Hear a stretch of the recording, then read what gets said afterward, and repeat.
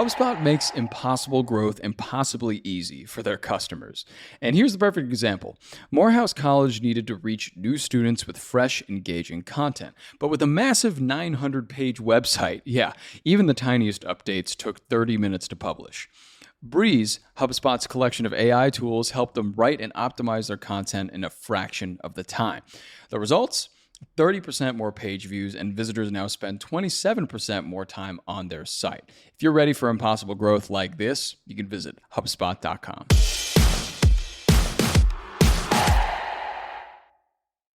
All right, good morning, everybody. Today's Thursday, July 24th. I'm John Weigell with Juliet, Bennett, and this is the Hustle Daily Show.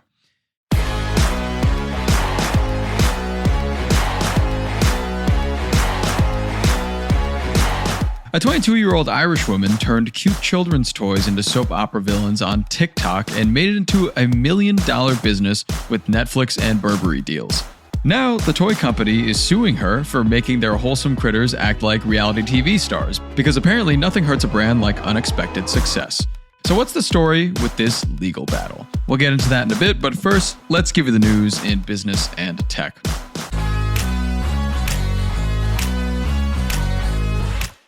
Starting us up today, Mark Zuckerberg already owned 1.4 thousand acres in Kauai, where he built 2 mansions, several guest houses, and massive underground shelter with blast-resistant doors. Now he's acquired nearly 1,000 more acres per Wired, which confirmed he's building at least 3 more buildings at $3.5 million or more each, primarily for guest housing. So he's got his own resort, essentially. Good for him.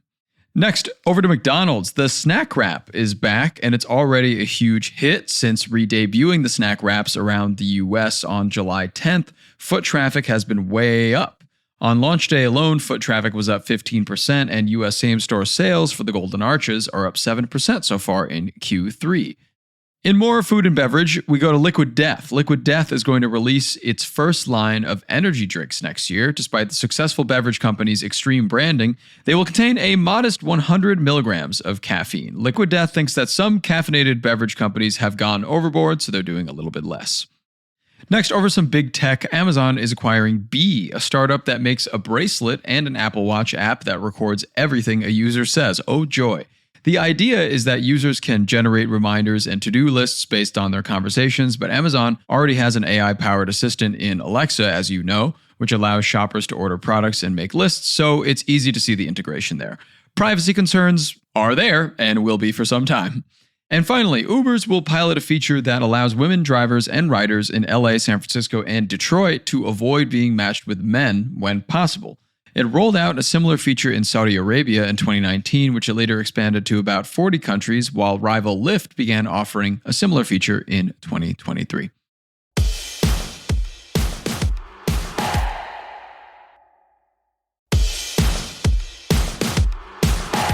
If you're like me, you're trying to figure out how artificial intelligence is changing the business world and our lives. Big Technology Podcast from reporter Alex Kantrowitz has the answers. The show hosts top leaders from places like NVIDIA, OpenAI, Amazon, and more, asking them where this is all really going.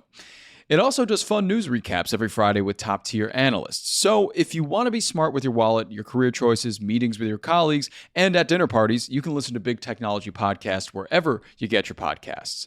That's Big Technology Podcast.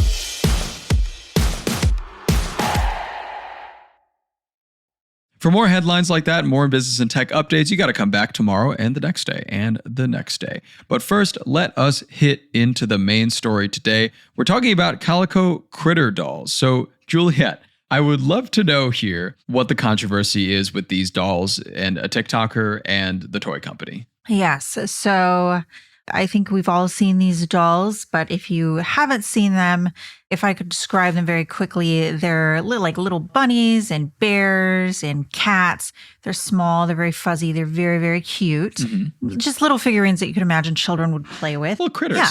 They are made by a Japanese company called Epoch Company Limited. They are known as Sylvanian families, or in the US and Canada, they're more commonly marketed as calico critters.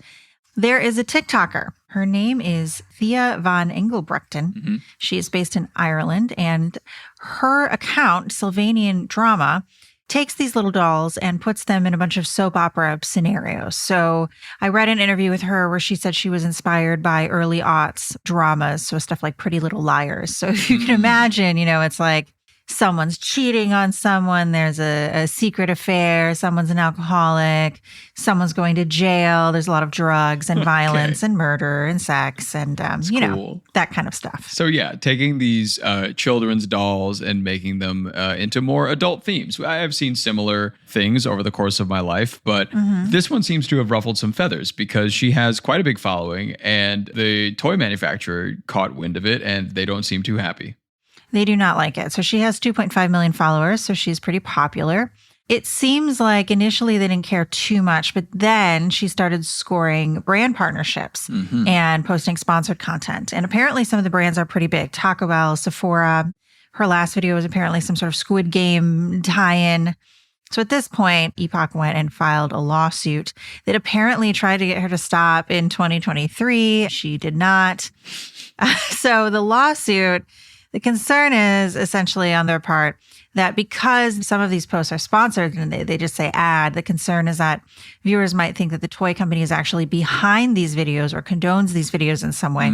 It's also taking issue with the fact that, she's building a following and making money using their toys, but she hasn't licensed the use of those toys. I see.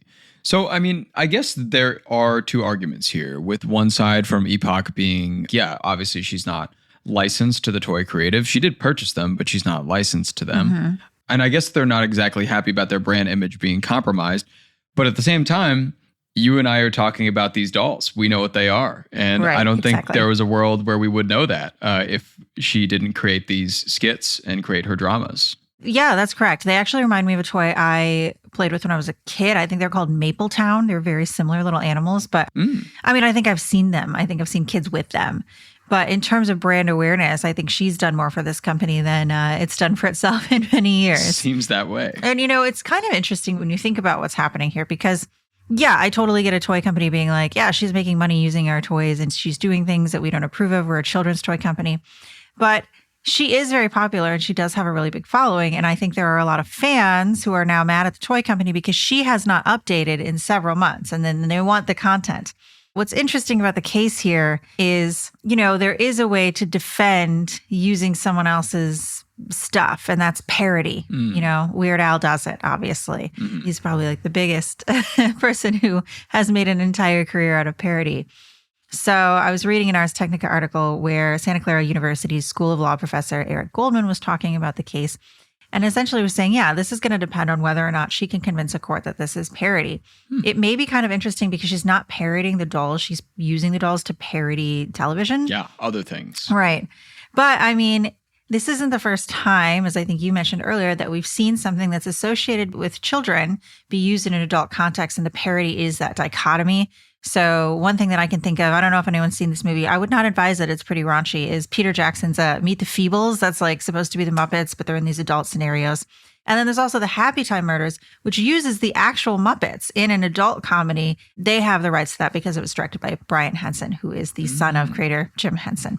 So, and there's a lot of Rick and Morty stuff that Rick and Morty has certain episodes where I think they use little kid stuff in appalling ways. And yeah. There's also the whole series. I don't know if you've ever seen the series. It was a big on Adult Swim back in the day, Robot Chicken. Oh, yeah. And they used toys. I don't know if they had the rights to those, but they were under Warner Brothers. So maybe they did have the rights to those because of Adult Swim being under that banner.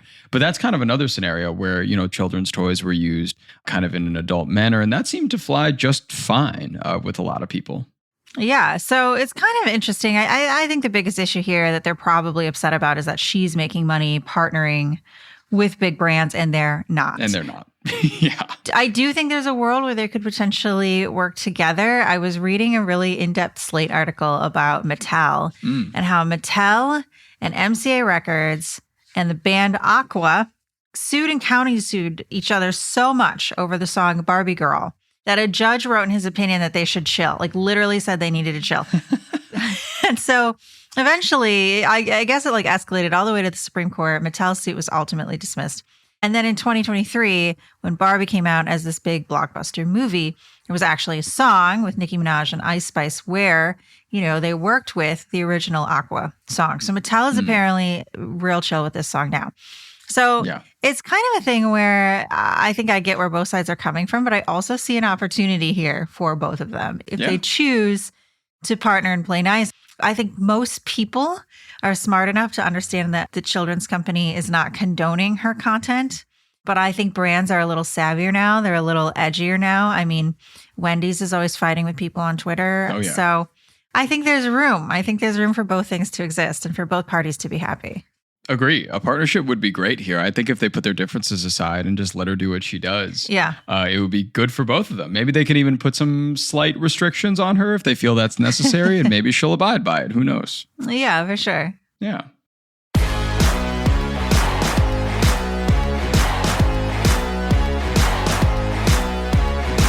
All right, and that'll do it for us today. Thanks for tuning into the Hustle Daily Show. We're a proud part of HubSpot Media. Our editor is Robert Hartwig, and our executive producer is Darren Clark. We've got tons more tech and business coverage in our newsletter. If you're not subscribed, go sign up at thehustle.co/email and follow us on Instagram at The Hustle Daily. We'll see you tomorrow.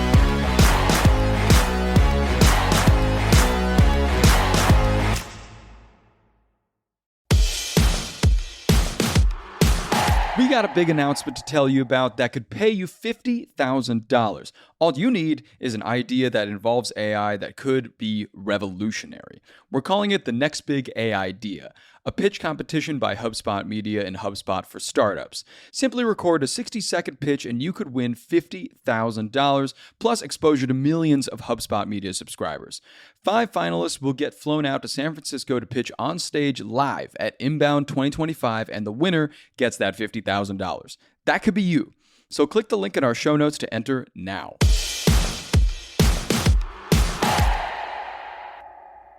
Okay, look. Side hustles fail when they consume all of your time. I mean, every single bit of it. The pros, though, work smarter with AI doing all the heavy lifting. To help you out, we just dropped the Side Hustle Accelerator database. You can search your exact problem for your side hustle, grab the perfect prompt, and get results.